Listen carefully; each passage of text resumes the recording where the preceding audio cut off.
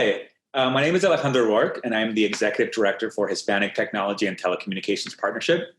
HTTP is a CEO roundtable of 16 of the country's oldest and largest Latino civil rights organizations who work in coalition to promote access, adoption, and the full utilization of technology and telecommunications resources by the Latino community across the United States. Through our community engagement, congressional education, and by serving as a national voice for Latinos in tech and telecom policy, HTTP member organizations work to support the social, political, and economic advancement of Americans of Latino descent by facilitating access to high-quality education, economic opportunity, and effective healthcare through the use of technology tools and resources. Today, having broadband access is inextricably linked to health and well-being and economic security of our communities.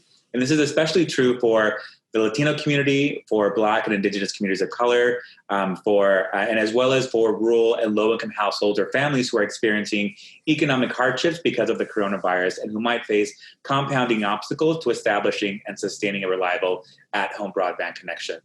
And central to establishing inclusive solutions to bridging the digital divide is understanding the lives, perspectives, and experiences of diverse communities most impacted by the negative side effects made possible by our new digital reality. Today, I have the pleasure of welcoming John C. Yang, President and Executive Director for AAJC, so Asian Americans Advancing Justice, to our kitchen table conversations on race, technology, and the future of everything as a part of this year's Digital Inclusion Summit. John, thank you so much for taking the time to connect with me today. I know that, throughout your career, you have been a strong advocate for greater representation and visibility for the API community, both in Congress and in the federal government. You've worked to address discrimination and racism against the API community and other historically marginalized minorities. And in your current role as CEO for Asian Americans Advancing Justice, you work to advance civil and human rights for Asian Americans and to build and promote a fair and equitable society for everyone.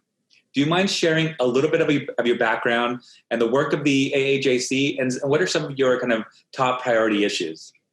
Sure, thanks. And thanks for having this conversation. I think it's so important to have conversations like this. So first, maybe a little bit about Advancing Justice AAJC. As you said, our mission is to advance the civil rights of Asian Americans and to promote a fair and equitable society for all. So what does that mean? That means for us, based in DC, we focus a lot on federal policy with federal lawmakers, as well as some state lawmakers on issues that matter to the community. We litigate. We are part of impact litigation throughout the country, whether it's on issues such as census or voting rights or immigration, to make sure that the Asian voice counts in all of these different circles. Then we are part of narrative change, really making sure that the media understands these stories about the Asian American community.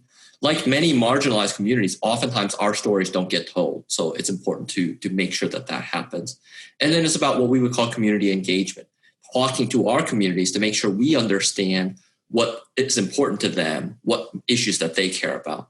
Because our organization is based in DC, so what we do is we work with 160 different community partners throughout the country to really be sort of their voice on Capitol Hill, their voice in the courtrooms, but then make sure that we understand what they are telling us. That's wonderful. So I know that AAJC works on a broad range of issues and hosts a variety of programs like your anti-racial profiling project. You work to combat voter suppression, like you mentioned, and to increase participation in the census, as well as you work in areas such as consumer privacy, facial recognition, algorithmic bias. Could you share with us a little bit about why this specific kind of tech and telecommunications work is important to you and the API community, and what we should know about what's at stake for not just community, but for communities of color in general? Sure. And it's interesting because when we first got involved in this, there were other organizations that asked us, well, why are you getting involved in tech and telecom? That seems a little bit askew from quote unquote traditional civil rights issues. And my answer was very easy, which is just as housing is a civil rights issue, just as banking is a civil rights issue, just as employment is a civil rights issue, technology and telecom is the civil rights issue of the 21st century. That embeds in so much of what we do now, whether it is education, whether it is employment, whether it is financial services. So that's sort of the lens in which we decide that we had to be involved in this space. And it is part of our work today. So you talk about some of the big issues that we work on. On one side of the ledger are, if you will, core civil rights issues around facial recognition and what that does to law enforcement, around algorithmic bias and what that does to what our consumers, the Asian American consumers, see or are able to purchase. But then it gets into other core issues of technology and telecom, which goes to broadband access, broadband affordability, and digital literacy. So one of the common myths about Asian Americans is that we are already highly technologically savvy, we are first adopters of technology, and that some of these issues don't matter as much to Asian Americans. And on one level, there's a certain segment of Asian Americans for which that is true. But there's a whole swath of Asian Americans, particularly Vietnamese, Southeast Asian, Filipino, that do not fall into that category. You think about Pacific Islanders and their access to broadband. And in certain parts of the Hawaiian Islands, it is very low. So making sure that we give voice to that entire diversity of Asian Americans and Pacific Islanders, and when we talk about these issues, has been critical to us. The other place that certainly we share very much common ground with respect to HTTP is around language access. For Asian Americans, about 1/3 of our community are limited English proficient. So if you think about anything related to technology, how it appears on the web, how it appears on your smartphone, and you start thinking to yourself, what does that mean for someone that does not speak English as their first language, or typically would not navigate things in English? What sort of access do they have as we get into this modern society? And so that's another area that we spend a fair bit of time, is to make sure we hone in on those issues and develop some smart solutions there. Awesome. And so, when we specifically talk about, digital inclusion, the term itself clearly conveys the idea that there are people and places that have been historically excluded from the benefits of our from the benefits of digital opportunity, right? So from your perspective, do you mind sharing how you think we got here? Who you think is most impacted, and, how you are kind of working with industry and policymakers to establish more inclusive connectivity policies to expand access to digital tools for all people?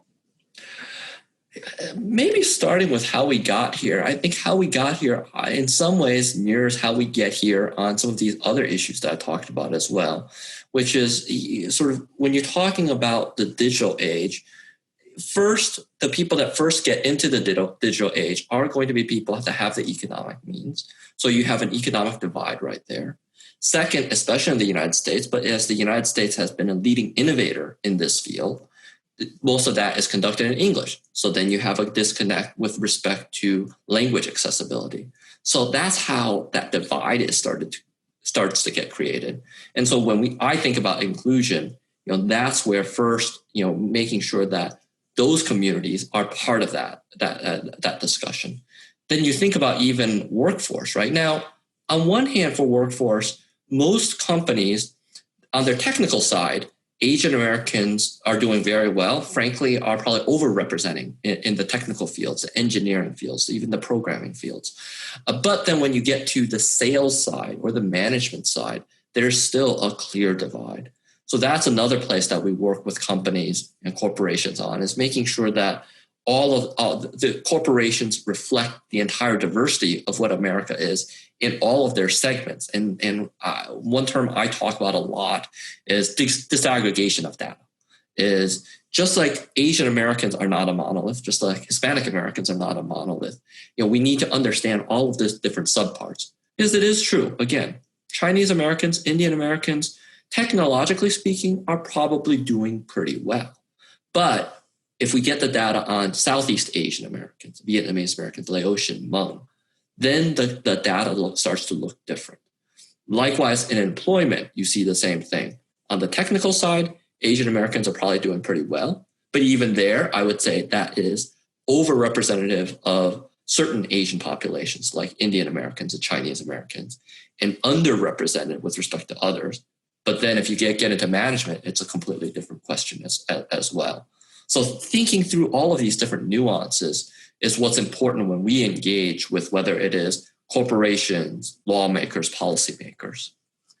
Yeah, and that's a perfect kind of a segue into, the last conversation of our kind of quick kind of fireside chat today is that, when we think about achieving the goal of full digital inclusion and universal broadband adoption, it really will take a collaborative and integrated approach with policymakers, private industry, diverse stakeholders such as AAJC, and in partnership with local communities. From your perspective, are there some specific steps that Congress or regulators can take to deliver real solutions for diverse communities across the country to achieve our shared goal of an inclusive tech future? Perhaps number one is actually depoliticize some of these debates, because I think some of these debates have become political in a way that's not helpful for the average consumer. And here there shouldn't be that same sort of partisan divide. And we should think about how to deliver real solutions to all of America. Because if, as you were saying, if you're talking about broadband access for rural America, right, that is something that hits on a lot of different segments of the community. It should be appealing to Republicans. It should be appealing to Democrats. For my community, certainly it appeals to Pacific Islanders. It appeals to farmers working in rural parts of the United States. So sort of making this a little bit broader discussion, number one. And I completely agree is that this is an area also that requires additional investment. Certainly HTTP, sort of what you guys are doing, in some ways is a model of what our organizations are trying to do. We've set up what we call the Asian American Tech Table, which is a collaborative of different Asian American organizations that work on different issues. First, to educate our own community about what these issues are, and then be able to speak with a collective voice to policymakers and others about what the needs of the Asian American community are.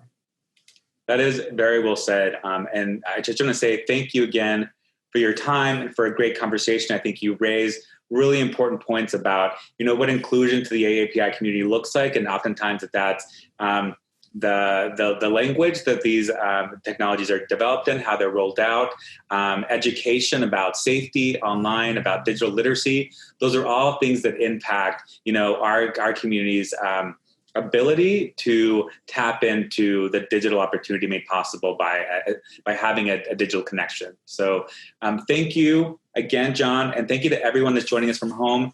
Please make sure to follow John and AAJC on Twitter. I will make sure to link their information in the video description below.